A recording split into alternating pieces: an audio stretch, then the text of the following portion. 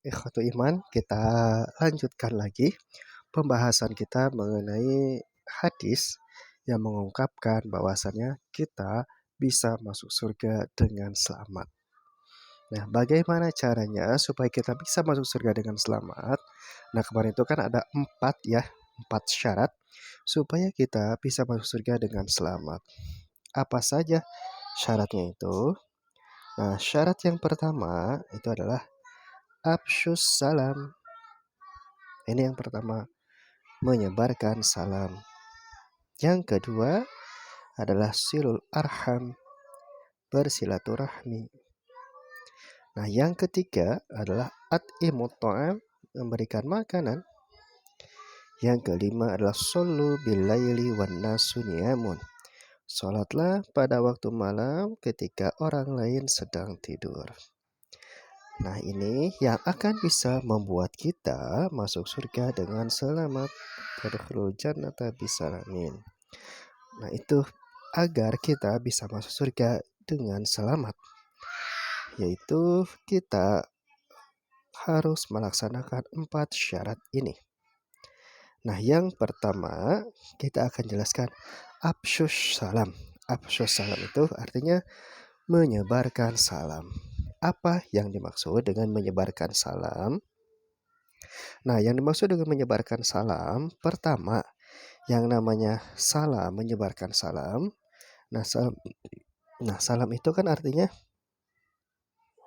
mengucapkan assalamualaikum. Nah, assalamualaikum itu apa artinya? Assalamualaikum itu artinya semoga keselamatan tercurah kepada kalian. Artinya kita mendoakan orang lain ketika mengucapkan salam. Lalu orang yang diberi salam itu dia pasti akan menjawab salam kita. Waalaikumsalam. Dan semoga keselamatan juga tercurah kepada kalian. Nah, orang itu berarti mendoakan kita juga. Artinya, dengan mengucapkan salam itu kita dengan orang lain saling mendoakan. Nah, berarti salam yang pertama maksudnya itu adalah kita harus saling mendoakan. Gitu. Saling mendoakan kepada sesama muslim, khususnya juga kepada orang lainnya. Gitu. Kita harus saling mendoakan. Emang orang kafir tidak boleh didoakan? Ya bolehlah, gitu. Gak apa-apa. Didoakan apa? Didoakan supaya dia itu mendapat hidayah, didoakan supaya di jalannya baik-baik saja, didoakan supaya kehidupannya baik-baik saja. Itu nggak apa-apa, boleh-boleh saja. Nah, oleh karena itu yang harus kita lakukan yang pertama itu adalah saling mendoakan antara satu dengan yang lainnya. Kalau kita melihat orang lain, doakan orang lain itu.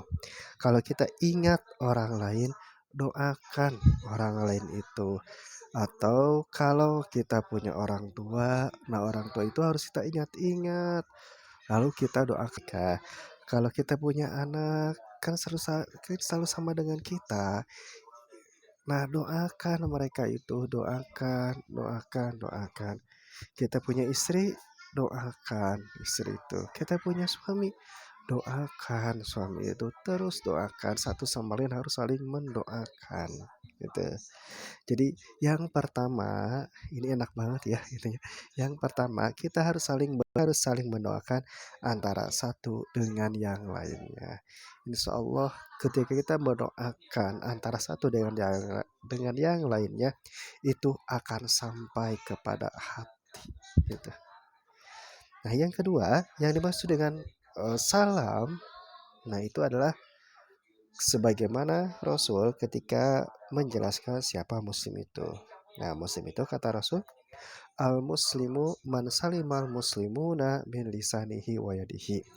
Orang muslim itu adalah orang yang muslim lainnya selamat dari lidah dan tangannya gitu.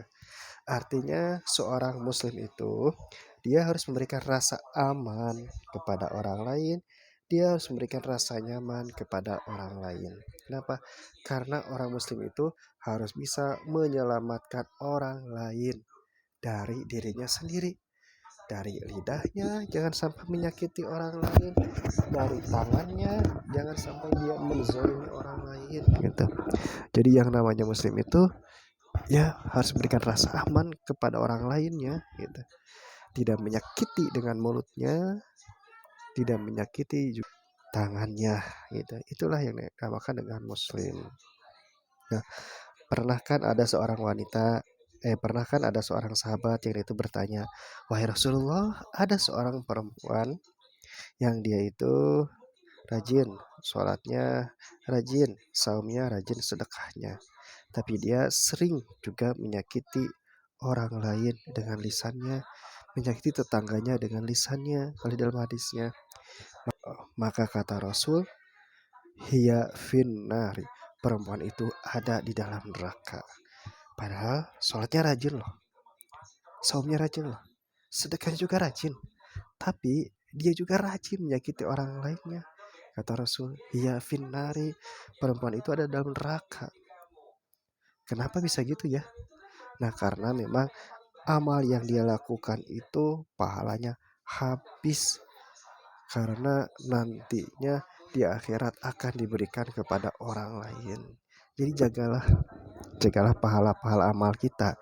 Jangan sampai habis dengan kita menzolimi orang lain. Lalu ya Rasulullah, ada juga perempuan yang itu sedikit sholatnya, sedikit saumnya, juga sedikit sedekahnya, bahkan sedekahnya hanya dengan sepotong keju. Tapi dia tidak menyakiti orang lain dengan lisannya. Kata Rasul, "Hiya fil jannah." Perempuan itu ada di dalam surga. Nah, kenapa?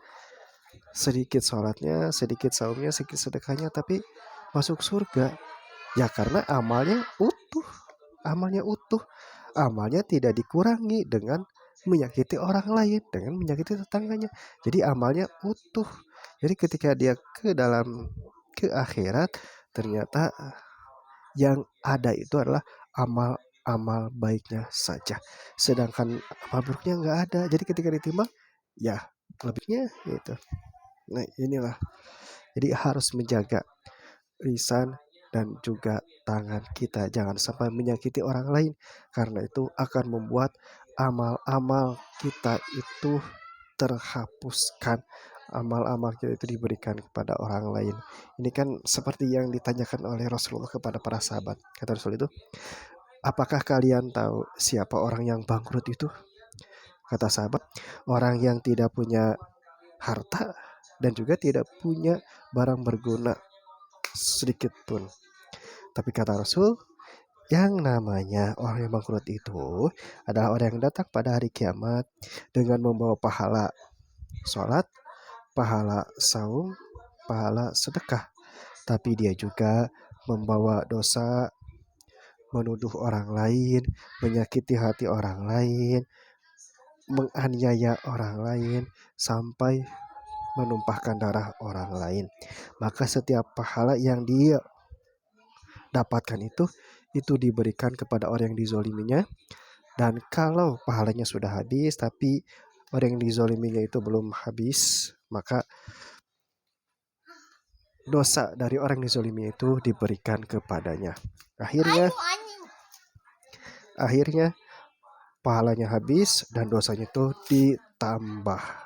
Maka kata Rasul, orang itu dilemparkan ke dalam neraka. Nah, itu ikhwatul iman yang dimuliakan Allah Subhanahu wa taala, bahwasannya kita harus senantiasa menjaga, menyelamatkan orang lain dari lidah dan tangan kita. Kita harus memberikan rasa aman kepada orang lain. Nah, itulah yang pertama. Syarat supaya kita masuk surga dengan selamat, yaitu kita menyebarkan salam. Dengan artian kita mendoakan sesama, kita mendoakan orang lain dan memberikan rasa nyaman kepada orang lain itu.